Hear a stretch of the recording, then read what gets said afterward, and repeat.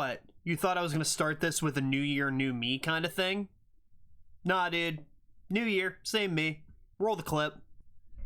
Howdy ho, gamers! Sin here, and it is the new year. And new year, new Flesh and Blood set.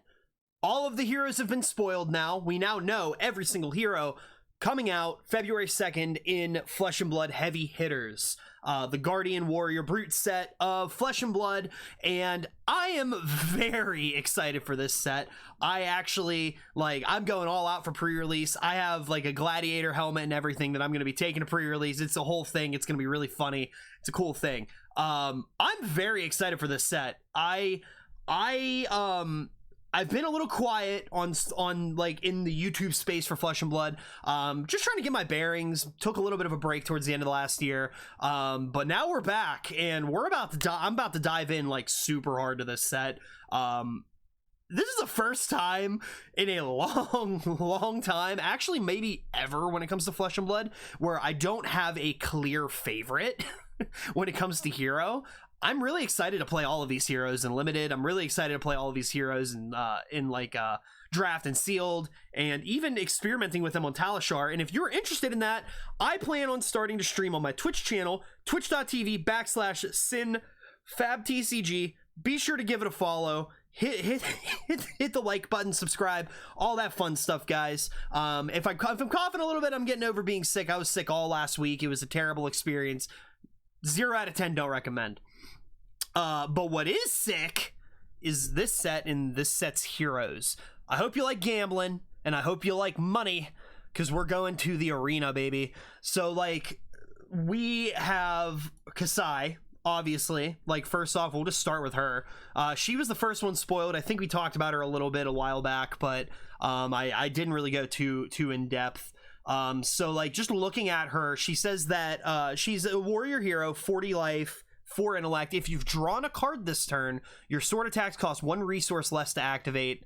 Once per turn, you can banish 2 red and 2 yellow cards from your graveyard. Then the next time a weapon you control hits this turn, create a gold token. Cool. So you can do a lot with this, actually, especially in Cassi, which traditionally ran cards like Cash In, which says you can destroy 1 gold. I think it's 1 gold, 2 silver, or 4 coppers instead of paying its cost, which is 4, and draw 2 cards. So it essentially is a card that replaces itself and gets you nets you 1 card.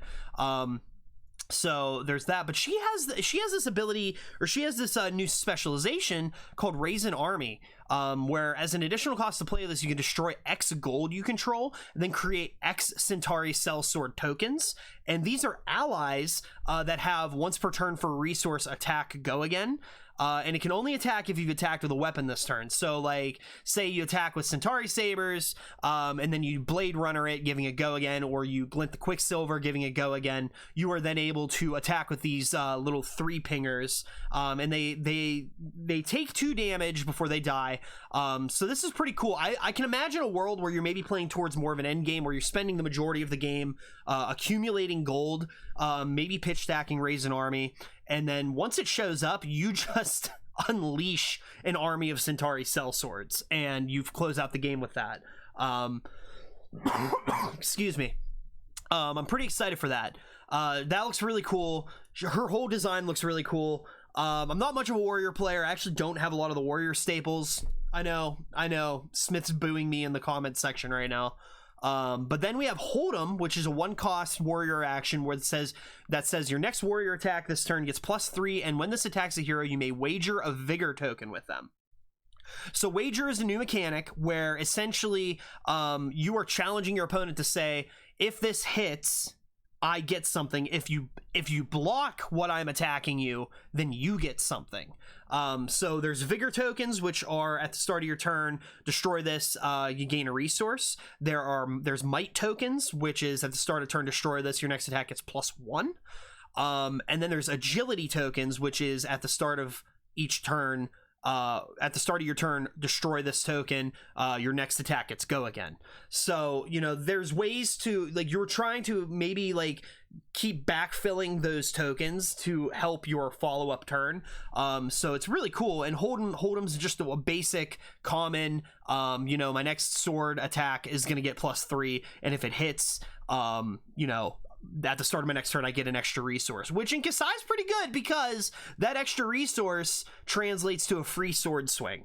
So that's pretty good value right there, just to be able to wager those vigor tokens and then go that way. And then you can wager gold tokens as well. You'll see this as a reoccurring theme throughout some of the heroes in this set, but that's Cassi. She's back. She has an adult form now. She has her blitz version and all that. So if we go back to heroes, up next is Betsy. She's the first guardian. Betsy, skin in the game. She looks really cool. She is like a different, she, like, if Bravo is like the dominate guardian, she is the overpower guardian, and her ability works a little bit different than Bravo's, but she's still able to kind of like play around some of the similar lines, except she's able to actually make Anathos giant, which is scary. I was talking about that with someone, that she can make Anathos pretty big. So we have, you know, Betsy, skin in the game, 40 health guardian hero, 4 intellect. Whenever an attack you control wagers, which is that mechanic I just mentioned, you may pay 2 resources. If you do, the attack gets +1 and overpower, and overpower is it can't be defended by more than 1 action card. So that's pretty good when you take into consideration a lot of the like crush effects guardians can do, a lot of the on hits guardians have already backpilled, like spinal crush, even pulverize. She seems like she's going to have some skin in the game, and I said the thing, please James, don't show up at my house. Yeah. So anyways, yeah, so Bet Big is her specialization that was spoiled. It's a 4-cost red, attacks for 8. When this attacks a hero, you may wager a gold, might, and vigor token with them. So all 3 of them. So that is a resource, a +1, and a gold. Excuse me. So I have a theory. I'm kind of theorizing in my brain what she could want with gold, because gold tokens are, I believe, 2 resources. You can break them and draw a card. I kind of look back at the Bard, the Bard hero Melody, and how Final Act kind of works, where you want to kind of pitch a bunch of cards into your pitch zone to draw a bunch of cards, which then would make the Final Act card like just pop off for an insane amount of damage. I think if you run Betsy with Earthlore Bounty, the Guardian Majestic chess piece from Everfest, and you're gonna maybe be using your gold to pitch into the gold, draw the cards to replace, like pitch a blue, draw a card, pitch a blue, draw a card, to create Seismic Surge tokens. And the Seismic Surge tokens at the beginning of the turn break, and once they break, your next guardian attack gets minus however many Seismic Surge, costs minus however many Seismic Surge tokens you've broken that turn. So you know, it's very possible to live in a world where you block out a lot, accumulate gold, and then like at the end of the game, or towards the end of the game, you kind of just like come in with a pulverize for free, or a pulverize for 3 even. There's different lines you can mess with. I'm just kind of brainstorming my thoughts and processes on Betsy here. But then she also has Bigger Than Big, which is a 3-cost guardian aura. At the start of your turn, destroy this. Your next guardian attack this turn gets +5. when this attacks a hero, you may wager a might token with them. That's so stupid. Oh, this is kind of ridiculous, actually. I think Bigger Than Big is pretty good. It doesn't block for 3, but I think if it blocked for 3, it would be too good. This is one of those kind of like turn 0 plays where you're just like, all right, I'm going to like just, you know, pitch into Bigger Than Big, play Bigger Than Big, Arsenal, set up for the Arsenal, maybe a pummel or some shit, then end my turn, and then the following turn you're hitting for an insane amount of damage. Wage Vigor, this is another one in kind of like the wage cycles. This is a Guardian Warrior attack action. When this attacks a hero, you may wager a Vigor token with them. that says when this chain link resolves, if this hit, you create a vigor token, otherwise they create one. Same thing, vigor token. Wage might is a brute guardian hybrid attack action, where you're able to wage the might tokens, which is the +1 like we talked. So yeah, pint of strong and stout, you just play it out and you just create a might and vigor token. Betsy is really cool. I think she's pretty nifty. I'm excited to see what people do with her. I'm excited to see where she goes. So that's Betsy. And I forgot to tell you guys, like, buckle in, this is gonna be a long video. We have 6 heroes to get through. I might not go on Reinhardt too much, but you know, I'll cut to the chase. We have Olympia. He's the second warrior. He says the first time each of your attack wins a wager, you create a gold token. We're still kind of waiting to see what the payoff is for his gold. I think it might be the same thing as Cassi, where he's just drawing cards. I think Olympia, instead of having kind of like a structured game plan like Cassi has, he's just going to be straight up aggro. Like, he is just going to be swinging swords, slicing dice, do the whole thing. We got Olympia, and he has a specialization, which is a blue X cost card that blocks 3 called Up the Ante. Olympia spec, choose X +1. So if you pitch a blue into this, it is all 4 of these you get to pick. Target attack wagers an agility token, target attack wagers gold token, target attack wagers a vigor token. Target attack gets +Y, where Y is the number of times it is wagered. So the maximum you can get out of this is a +3 on the attack reaction, but you are also wagering a go again, a free resource, in a gold token. So like, this is kind of his, like, one of his things. Take the upper hand. It's an attack reaction that says if you've wagered this chain link, target attack is +3. Wage agility is a brute warrior attack action, same as wage might and wage vigor.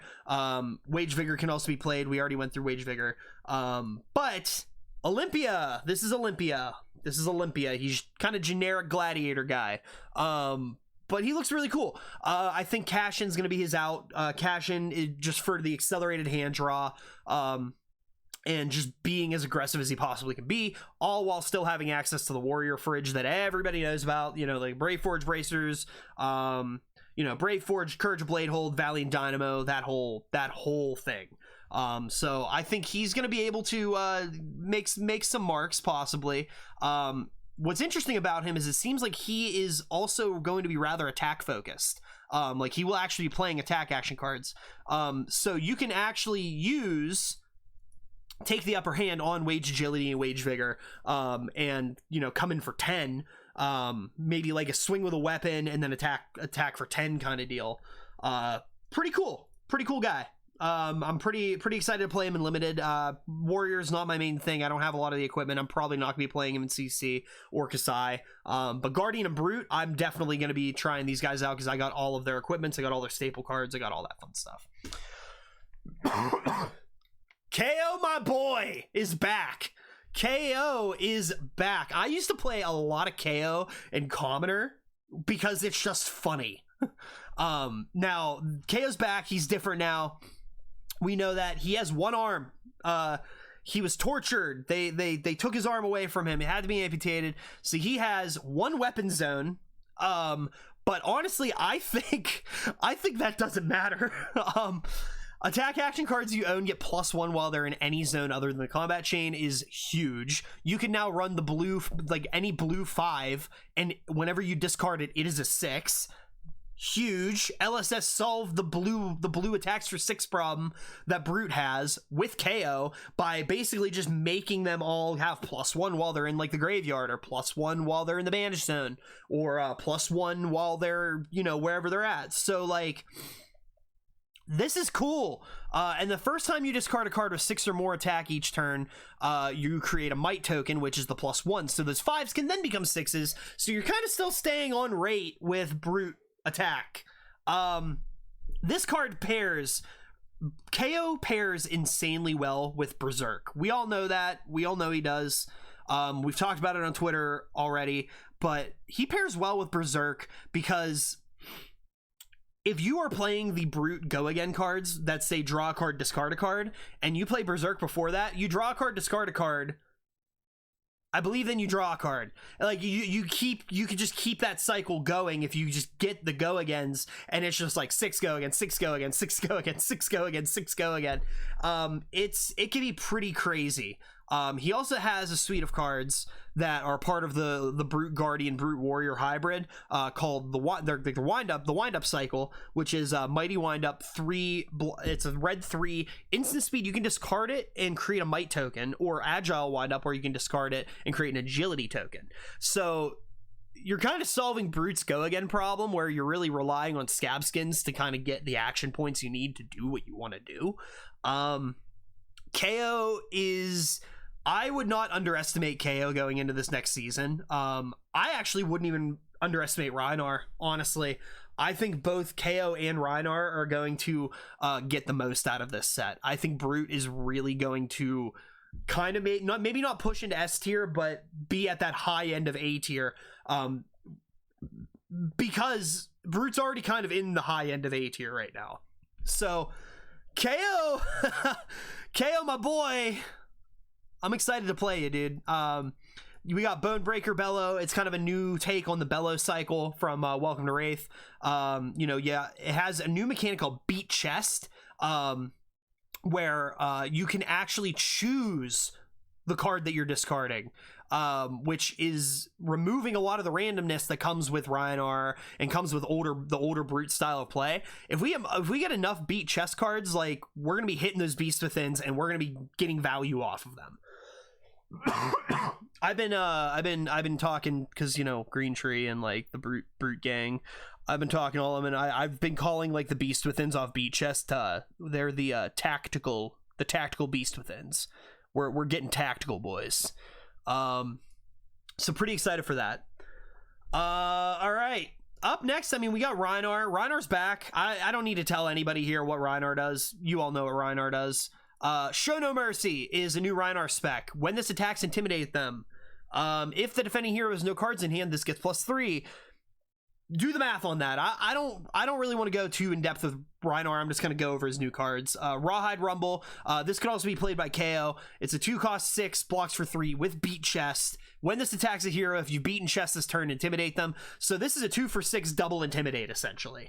If you choose to beat Chest. You don't have to beat Chest, but, like, apes together strong, beat Chest, unga bunga. So yeah, that's pretty much that. And then we have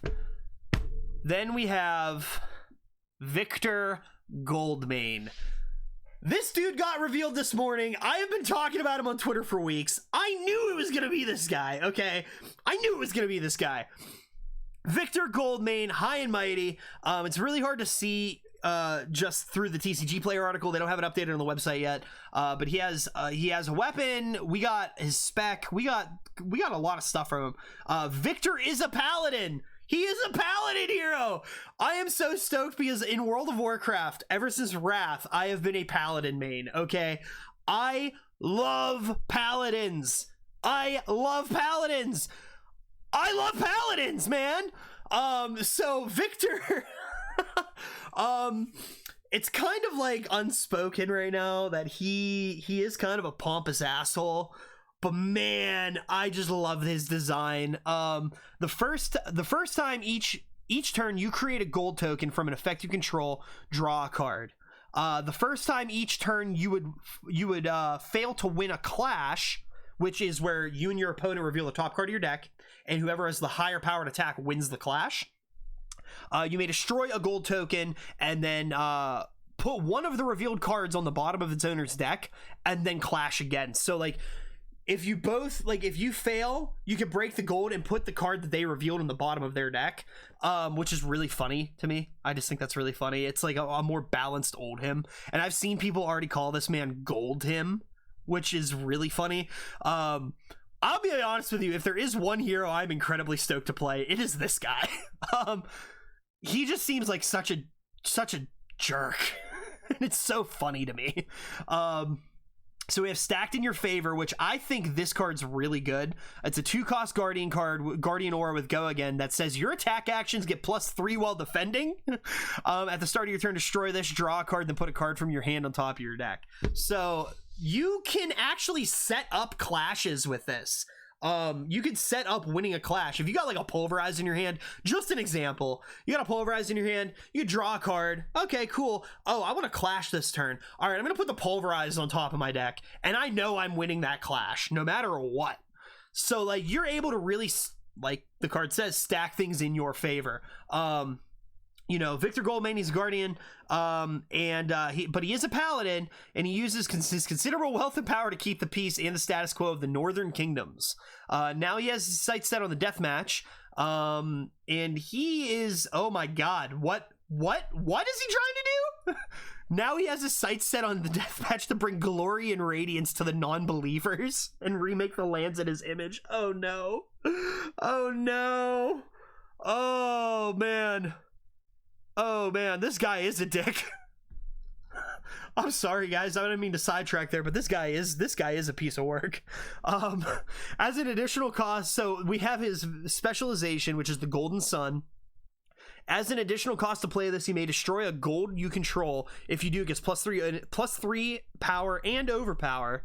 When you win a clash revealing this, you create a gold token. So you can net, so say you play a wager card, or say you play a clash card, or say you clash during a block, and you reveal and you win, you reveal Golden Sun, you could get 2 golds off that, and because of his hero ability, you could draw a Golden Sun and then play it. Really cool. So Miller's Grindstone is his weapon. Once per turn action, 3 resource attack. When this hits a hero, you clash with them. If you win, destroy the top card of their deck. If they win, you put a -1 power counter on this. It's not entirely great. I mean, you could lose power on this card over the course of the game if you whiff a clash. You might not want to attack with those Miller's Grindstone until you are able to, like, I don't know about Miller's Grindstone yet, but it is a rare. I don't think this is his token weapon, but it is a weapon that seems like very, very much slots into what he wants to do. Victor Goldman, that's the last hero for heavy hitters. So if you guys like this video, and you want to see more heavy hitter stuff coming, which there will be more heavy hitter stuff coming, like and subscribe. Seriously, like and subscribe. Feel free to connect with me on Twitter, at FABTCG. I love chatting with people over there. I love talking to people. I plan on eventually kicking up my Twitch channel again, playing Talishar under the Flesh and Blood category, and doing a lot more with friends. We have a lot of great stuff coming up this year, guys. Like, there's stuff I can't talk about right now. There's stuff that I'm sworn to secrecy by the higher ups that I can't talk about right now. But as always, thank you Green Tree Sports Cards for sponsoring the channel, and as always, thank you guys so much for watching. Happy New Year. Sin out.